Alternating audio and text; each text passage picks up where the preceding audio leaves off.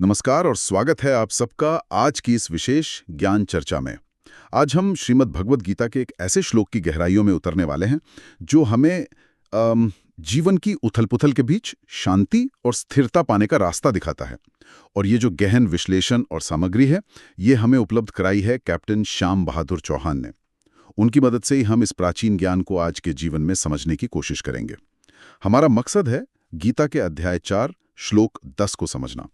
मतलब इसका अर्थ क्या है, आज ये इतना जरूरी क्यों है और कैसे हम इसे अपनी रोजमर्रा की जिंदगी में अपना सकते हैं। अगर सीधे शब्दों में कहें तो ये श्लोक सिखाता है कि अपने मन की जो अड़चनें हैं, जैसे लगाव, डर और गुस्सा, उन पर काबू पाकर और ज्ञान और ईश्वर पर भरोसे के जरिए कैसे सच्ची खुशी और दिव्यता हासिल की जा सकती है।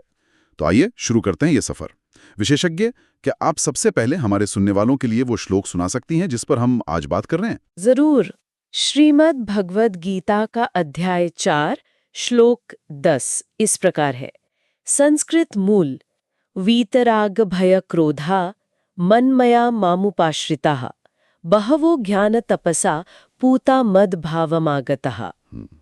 और इसका स्पष्ट हिंदी उच्चारण है वीतराग भय क्रोधा मन्मया मामुपाश्रिताः बहवो ज्ञान तपसा पूता मद भावमागतः। सुनने में ही इसकी गहराई महसूस होती है। इसके शब्दों का अर्थ क्या है? क्या आप इसे थोड़ा खोलकर समझा सकती हैं? बिल्कुल, एक एक शब्द को समझते हैं, क्योंकि हर शब्द में ना एक गहरा अर्थ छिपा है। सबसे पहले वीत। वीत का मतलब है चला गया है, दूर हो गया है, या जिससे रहित हो। जैसे हम कहते ना, समय बीत गया। अच्छा, बीत गया, ठीक है। हाँ। फिर है राग। ये बहुत महत्वपूर्ण शब्द है। इसका अर्थ है आसक्ति, गहरा लगाव, मोह, चिपकाव किसी व्यक्ति, वस्तु, विचार या आदत से। और हाँ, ये प्रेम से अलग है।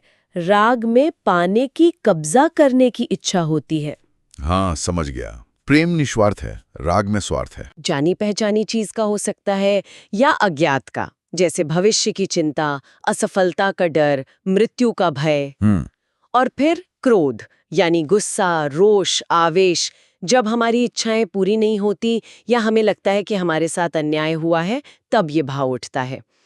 तो वीतरागा भयो क्रोधा, इन चारों को मिलाकर अर्थ हुआ वो लोग जिनसे राग, भय और क्रोध पूरी तरह से चले गए हैं, जो इन तीनों मनोविकारों से मुक्त हो चुके हैं। अच्छा, तो ये पहली शर्त हुई, इन 3 चीजों से मुक्ति। ठीक, आगे क्या है? आगे है मनमया। इसका अगर संधि विच्छेद करें तो मत मया, यानी मुझ में मया। मया का अर्थ होता है भरा हुआ या लीन। तो मनमया का अर्थ हुआ जिनका मन पूरी तरह मुझ में, यानी ईश्वर में, परम चेतना में लगा हुआ है, जो पूरी तरह से मुझ में लीन है। पूरी तरह ईश्वर में लीन। और फिर माम उपाश्रितः। माम मतलब मेरी, और उपाश्रिता मतलब शरण लिए हुए, आश्रय लिए हुए। तो जिन्होंने पूरी तरह से मेरा आश्रय लिया है, जो मुझ पर ही निर्भर हैं। मतलब जिन्होंने बाहरी सहारे छोड़कर आंतरिक रूप से ईश्वर को ही अपना संबल मान लिया है। यानी मन ईश्वर में लगाना और उसी का सहारा लेना, ये दूसरी बात हुई। और इसके बाद फिर आता है बहवः। ये एक बहुत उम्मीद जगाने वाला शब्द है ना। इसका अर्थ है बहुत से लोग, अनेकों। भगवान कृष्ण ये नहीं कह रहे कि ऐसा कोई एकाध ही कर पाया है। वो कह रहे अनेकों ने ये अवस्था प्राप्त की है। मतलब ये रास्ता सबके लिए खुला है। हाँ, ये तो बहुत बहुत महत्वपूर्ण बात है। बिल्कुल। फिर है ज्ञान तपसा। ज्ञान यानी सही समझ, आत्मज्ञान। ये जानना कि मैं कौन हूँ, ये जगत क्या है, ईश्वर क्या है। और तपसा यानी तपस्या से। यहाँ तपस्या का मतलब सिर्फ वो नहीं कि जंगल में जाकर धुनी रमा ली, बल्कि ज्ञान प्राप्ति के लिए किया गया निरंतर एकाग्र प्रयास। अच्छा। मन और इंद्रियों का संयम, स्वाध्याय, चिंतन, मनन, ये सब ज्ञान की तपस्या है। ज्ञान की तपस्या, अच्छा। हाँ। और फिर पूतः। हाँ। इसका अर्थ है पवित्र हो गए हैं, शुद्ध हो गए हैं। किस चीज से शुद्ध? इन्हीं मनोविकारों से, राग, भय, क्रोध और अज्ञान से।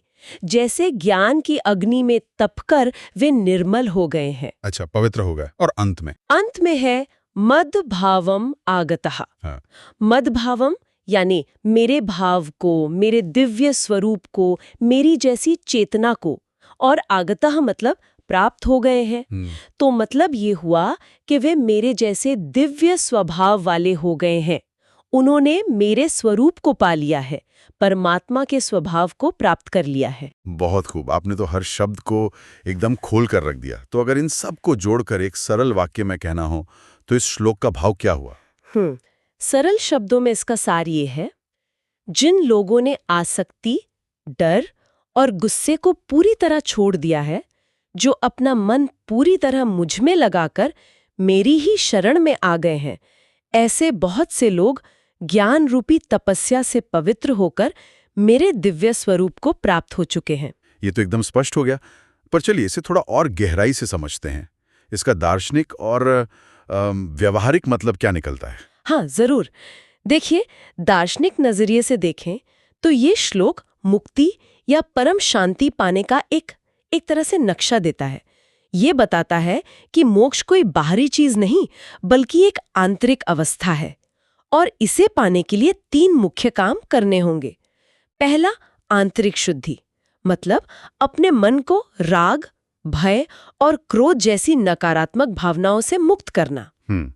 दूसरा, ईश्वर पर निर्भरता, अपना पूरा ध्यान, पूरा भरोसा परमात्मा पर टिकाना, मनमया मामुपाश्रतः। ठीक है।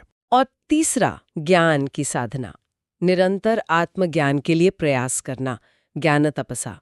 और व्यवहारिक रूप से ये भगवान कृष्ण का एक बहुत बड़ा आश्वासन है, एक गारंटी है। वो अर्जुन को और हमारे जरिए हम सबको बता रहे हैं कि ये सिर्फ किताबी बातें नहीं है।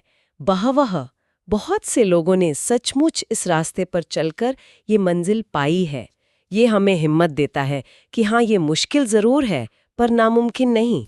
आपने अर्जुन का जिक्र किया, तो महाभारत के युद्ध के मैदान में जब अर्जुन इतनी उलझन में था, तब ये श्लोक उसके लिए कैसे प्रासंगिक था? क्या ये सीधे उसकी स्थिति का जवाब था? बिल्कुल, ये श्लोक तो जैसे सीधे अर्जुन की उस वक्त की हालत का ही जवाब है।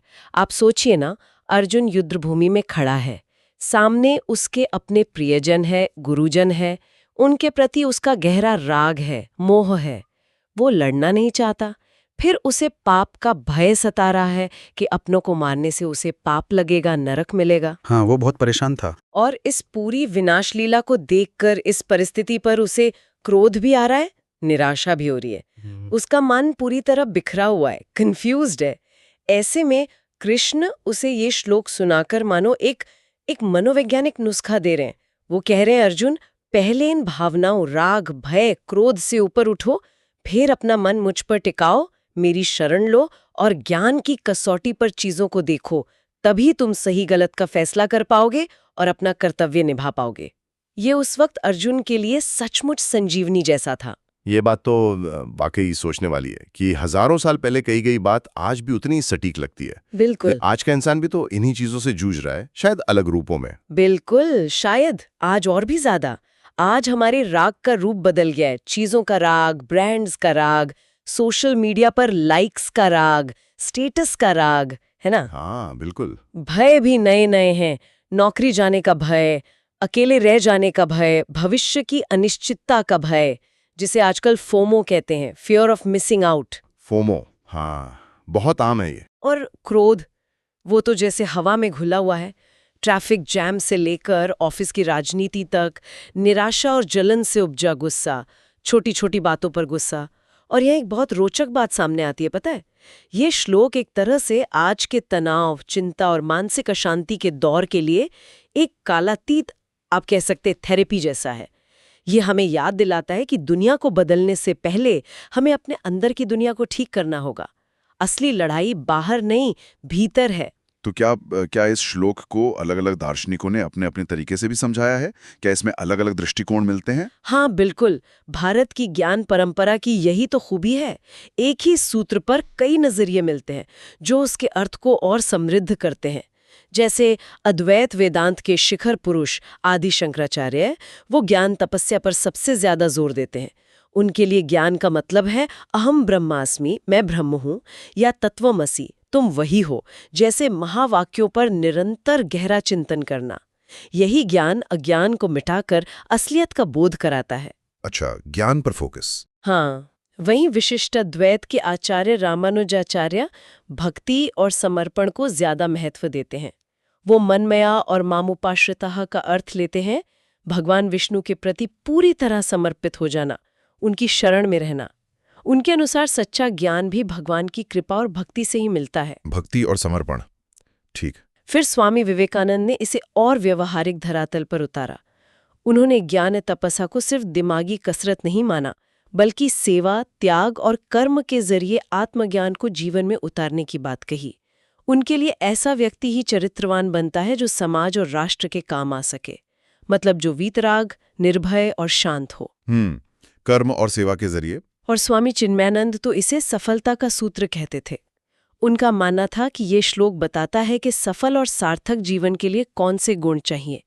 निस्वार्थता, वीतराग, निर्भयता, वीतभय, मन की शांति, वीत क्रोध, और इन्हें पाने का तरीका क्या है?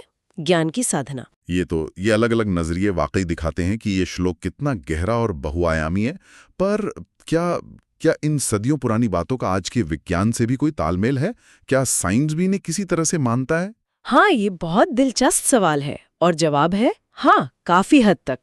आधुनिक विज्ञान, खासकर न्यूरोसाइंस और मनोविज्ञान, अनजाने में ही सही गीता की इन बातों की पुष्टि करते नजर आते हैं। अच्छा, कैसे? देखिए, न्यूरोसाइंस हमें बताता है कि जब हम तीव्र भावनाओं जैसे आसक्ति या गुस्से, मतलब राग, क्रोध में होते हैं, तो हमारे दिमाग का जो भावनात्मक हिस्सा है, एमिगडाला, वो हावी हो जाता है और सोचने समझने वाला हिस्सा, प्रीफ्रंटल कॉर्टेक्स, वो कमजोर पड़ जाता है। हम ठीक से सोच नहीं पाते। हाँ, गुस्से में अक्सर ऐसा होता है। बिल्कुल। वहीं ध्यान और ज्ञान का अभ्यास, जिसे हम ज्ञान तपस्या कह सकते हैं, वो प्रीफ्रंटल कॉर्टेक्स को मजबूत करता है। इससे हम अपनी भावनाओं पर बेहतर नियंत्रण रख पाते हैं। ये बिल्कुल वही बात है जो श्लोक कह रहा है, ज्ञान से शुद्धि। कमाल है, ये तो सीधा कनेक्शन है। हाँ, और मनोविज्ञान में एक जानी मानी थेरेपी है, कॉग्निटिव बिहेवियरल थेरेपी, यानी सीबीटी। ये इसी सिद्धांत पर काम करती है कि हमारी नकारात्मक भावनाएं, जैसे डर या गुस्सा, अक्सर हमारी गलत या अतार्किक सोच का नतीजा होती हैं। सीबीटी हमें अपनी उन सोचों को पहचानना और उन्हें बदलना सिखाती है। ये भी तो एक तरह की ज्ञान तपस्या हुई, ज्ञान के जरिए मन के विकारों को ठीक करना। हाँ, सोच बदलकर भावनाएं बदलना, ये तो सीबीटी का बेस है। बिल्कुल। और बायोलॉजी भी यही बताती है कि लगातार डर या गुस्से में रहने से शरीर में कॉर्टिसोल जैसे स्ट्रेस हार्मोन बढ़ जाते हैं। ये हमारी इम्यूनिटी कम करते हैं, दिल की बीमारियां और दूसरी स्वास्थ्य समस्याएं पैदा करते हैं। तो इन भावनाओं पर काबू पाना हमारी सेहत के लिए भी जरूरी है ना? हाँ, शारीरिक स्वास्थ्य के लिए भी। और समाज विज्ञान की दृष्टि से देखें तो समाज में जो भ्रष्टाचार है, हिंसा है, झगड़े हैं, उनकी जड़ में कहीं ना कहीं लोभ या राग ही तो होते हैं। जब व्यक्ति इन पर काबू पाता है तो वो एक बेहतर इंसान और बेहतर नागरिक बनता है, समाज शांत होता है। तो ये तो साफ है कि ये श्लोक आज के दौर में बहुत बहुत ज्यादा प्रासंगिक है। मानसिक स्वास्थ्य से लेकर सामाजिक व्यवहार तक हर जगह इसका महत्व दिखता है। निश्चित रूप से।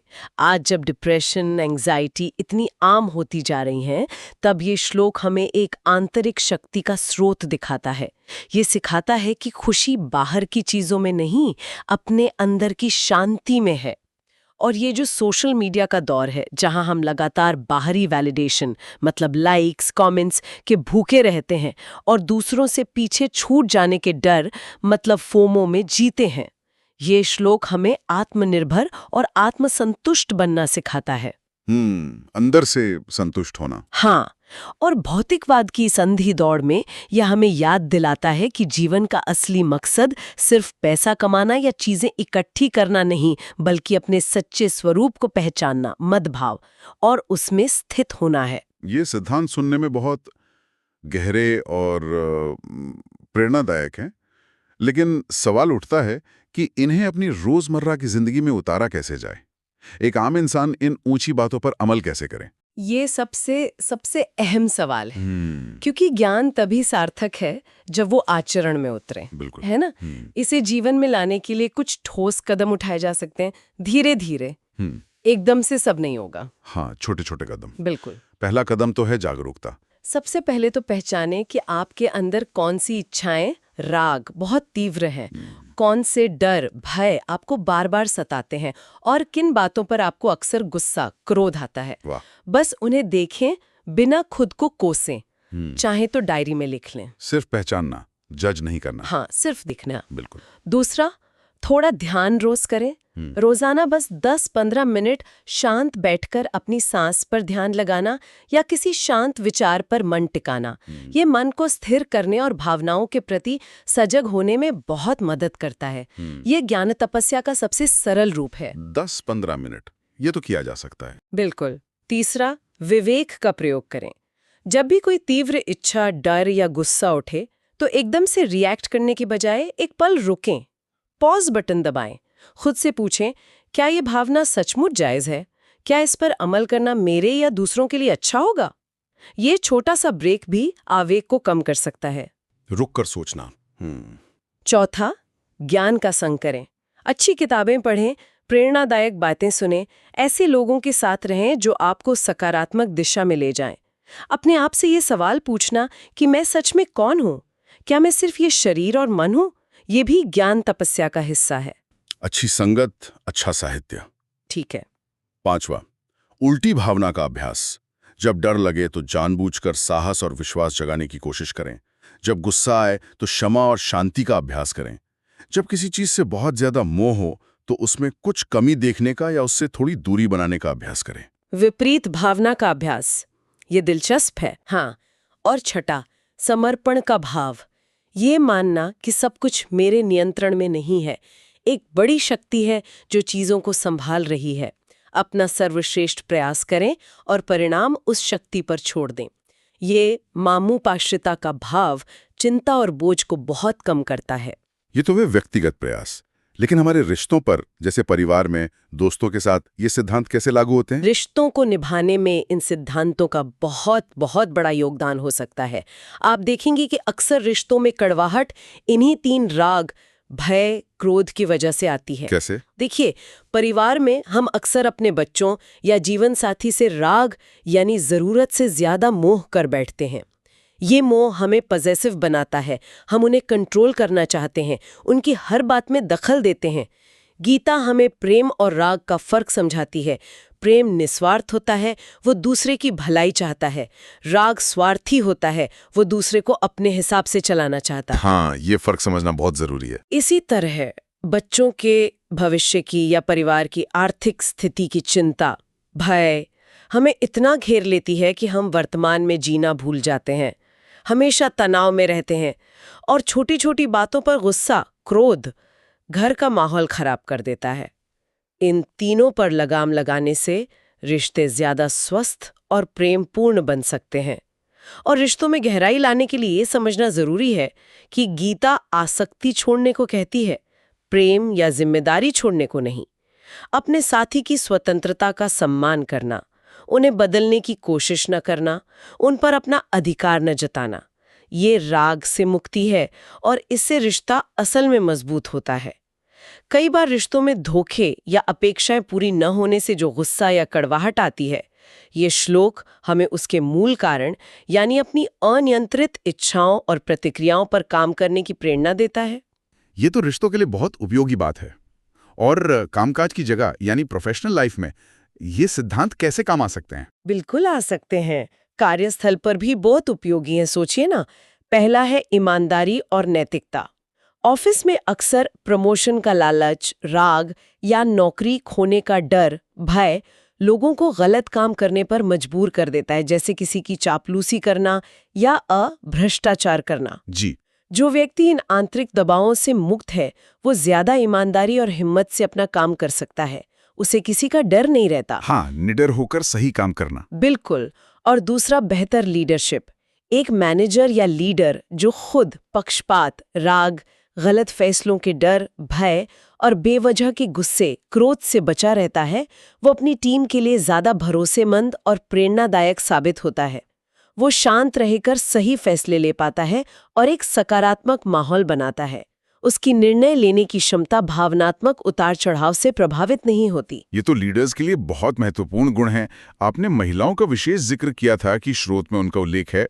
ये ज्ञान चाहे घर संभालने वाली महिला हो या कामकाजी, उनके जीवन को कैसे बेहतर बना सकता है? हाँ, ये ज्ञान महिलाओं को उनकी अनेक भूमिकाओं में सशक्त बना सकता है। देखिए, महिलाएं समाज और परिवार की धुरी होती हैं और अक्सर उन पर जिम्मेदारियों का बोझ और भावनात्मक बोझ भी ज्यादा होता है। हाँ, ये बात तो है। तो गृहिणी के लिए घर संभालना अपने आप में एक बहुत बड़ा काम है। इसमें अक्सर भविष्य की चिंताएं, भय, बच्चों की पढ़ाई, सेहत, सुरक्षा की चिंता और परिवार के सदस्यों के प्रति अत्यधिक मोह या उनसे बहुत ज्यादा अपेक्षाएं, राग, तनाव पैदा कर सकती हैं। ये श्लोक उन्हें सिखाता है कि कैसे इन मानसिक बोझों से मुक्त होकर शांति और संतुलन के साथ अपनी जिम्मेदारियां निभाई जाए। ज्ञान तपस्या का अर्थ उनके लिए ये भी हो सकता है कि वे अपनी देखभाल, अपने शौक या कुछ नया सीखने के लिए भी समय निकालें। परिवार की देखभाल प्रेम से करें, पर उसे चिंता, भय या अधिकार जताने राग में न बदलने दें। सेल्फ केयर और मानसिक शांति। हाँ, और कार्यरत महिला के लिए आज की कामकाजी महिलाओं पर तो दोहरा दबाव होता है, ऑफिस और घर दोनों संभालने का। काम के प्रति अत्यधिक जुनून या लगन, जिसे वर्कहोलिज्म भी कहते हैं, या फिर दोनों तरफ के दबाव से पैदा हुआ गुस्सा या फ्रस्ट्रेशन, क्रोध, उन्हें थका सकता है, बर्नआउट कर सकता है। ये श्लोक उन्हें काम और जीवन में संतुलन बनाने में मदद करता है। कैसे? भावनात्मक रूप से थोड़ा डिटैच रहकर, वीतराग, असुरक्षा के भाव को हटाकर, भय को हटाकर और शांति, वीत क्रोध से अपनी प्राथमिकताएं तय करके। ज्ञान तपसा का उपयोग वे अपनी स्किल्स बढ़ाने या स्ट्रेस मैनेजमेंट सीखने में कर सकती हैं, ताकि वे ज्यादा प्रभावी ढंग से काम कर सकें और अपनी आंतरिक शांति भी बनाए रख सके। संतुलन और आंतरिक शांति दोनों के लिए ये बहुत जरूरी है। और आज की युवा पीढ़ी के लिए इस श्लोक में क्या संदेश छिपा है? उनके लिए क्या सीख है? युवाओं के लिए तो ये श्लोक एक कंपास की तरह है, जो उन्हें आज की भागदौड़ और भटकाव भरी दुनिया में सही दिशा दे सकता है। कैसे? देखिए, युवाओं के सामने आज पढ़ाई, करियर बनाने की चुनौती है, लेकिन साथ ही मोबाइल, सोशल मीडिया, दोस्तों के साथ घूमने फिरने जैसे कई आकर्षण भी हैं जो उन्हें लक्ष्य से भटका सकते हैं। दूसरी तरफ फेल होने का डर या भविष्य की अनिश्चितता उन्हें निराश कर सकती है, उनमें गुस्सा भर सकती है। ये श्लोक उन्हें सिखाता है कि इन दोनों छोरों से बचकर कैसे धैर्य और एकाग्रता, ज्ञान तपस्या और मनमया के साथ अपने लक्ष्य पर टिके रहें, फोकस कैसे बनाए रखें। फोकस और अनुशासन, हाँ, युवाओं के लिए बहुत जरूरी। बिल्कुल। और दूसरी बात, ये श्लोक युवाओं को सफलता की एक ज्यादा गहरी परिभाषा देता है। सिर्फ पैसा, शोहरत या ताकत ही सफलता नहीं है। असली सफलता है मन की शांति पाना, निडर बनना, गुस्से पर काबू रखना और एक मजबूत चरित्र बनाना। वीतराग भय क्रोधा पूताः। डॉक्टर APJ अब्दुल कलाम का जीवन इसका कितना बड़ा उदाहरण है ना? सादगी, वीतराग, ज्ञान के प्रति गहरा समर्पण, ज्ञान तपस्या और देश सेवा का भाव। उन्होंने दिखाया कि सच्ची महानता बाहरी चीजों से नहीं, आंतरिक गुणों से आती है। हाँ, कलाम साहब का जीवन वाकई प्रेरणा देता है। तो इस सारी बातचीत का निचोड़ क्या है? हमने इस एक श्लोक के इतने सारे पहलू देखे, इतनी गहराइयों में गए। मुख्य बात क्या समझनी चाहिए श्रोताओं को? मुख्य बात यह है कि जीवन में सच्ची शांति, सच्ची खुशी और परमात्मा से जुड़ाव का रास्ता कहीं बाहर नहीं जाता, वो हमारे अंदर से ही शुरू होता है। और ये रास्ता खुलता है जब हम अपने मन के 3 बड़े दुश्मनों, आसक्ति यानी राग, डर यानी भय और गुस्सा यानी क्रोध को पहचानकर उन पर जीत हासिल करते हैं। भीतर के शत्रुओं पर विजय। हाँ, और ये जीत हवा में नहीं मिलती। इसके लिए 2 हथियार चाहिए। एक, ज्ञान की तपस्या यानी ज्ञान तपस्या यानी सही समझ, विवेक, निरंतर आत्मचिंतन। और दूसरा, ईश्वर पर अटूट भरोसा और समर्पण यानी मनमया मामुपाश्रिता। और सबसे बड़ी हौसला देने वाली बात यह है कि भगवान खुद कह रहे हैं, ये रास्ता मुश्किल भले हो पर नामुमकिन नहीं है, क्योंकि बहवह बहुत से लोग इस पर चलकर मंजिल तक पहुंचे हैं। ये एक आजमाया हुआ सिद्ध मार्ग है। वाकई ये बहुत गहरा चिंतन है और लगता है जीवन भर इस पर काम करने की जरूरत है। बिल्कुल। और शायद आज की बातचीत के अंत में सुनने वालों के लिए एक सवाल छोड़ना सही रहेगा। हम सब जानते हैं कि राग, भय और क्रोध हमारी रोज की सोच और व्यवहार में कितने गहरे रचे बसे हैं, है ना? हाँ, बिल्कुल। तो सवाल ये है कि आज अभी हम ऐसा कौन सा एक छोटा सा ठोस कदम उठा सकते हैं चाहे वो 5 मिनट का ध्यान हो, किसी एक बुरी आदत को छोड़ने का संकल्प हो, या किसी अच्छी किताब का एक पन्ना पढ़ना हो, जिससे इस श्लोक में बताई गई ज्ञान तपसा की शुरुआत हो सके और हम उस आंतरिक शुद्धि की तरफ बढ़ सकें जिसका वादा ये श्लोक करता है। ये सोचने के लिए एक बहुत अच्छा सवाल है। इस गहन और सार्थक चर्चा के लिए आपका बहुत बहुत धन्यवाद। उम्मीद है भगवद गीता के अध्याय 4 श्लोक 10 पर हुई ये बातचीत हमारे सभी सुनने वालों के लिए ज्ञान बढ़ाने वाली और प्रेरणा देने वाली साबित होगी। हम एक बार फिर कैप्टन श्याम बहादुर चौहान का शुक्रिया अदा करना चाहेंगे, जिनके संकलन और विश्लेषण ने इस गहरी चर्चा को संभव बनाया। याद रखिए, आंतरिक शांति और दिव्यता का दरवाजा हम सब के लिए खुला है। जरूरत है बस उस दिशा में कदम बढ़ाने की। अगली बार तक चिंतन करते रहें, प्रयास करते रहें। नमस्कार।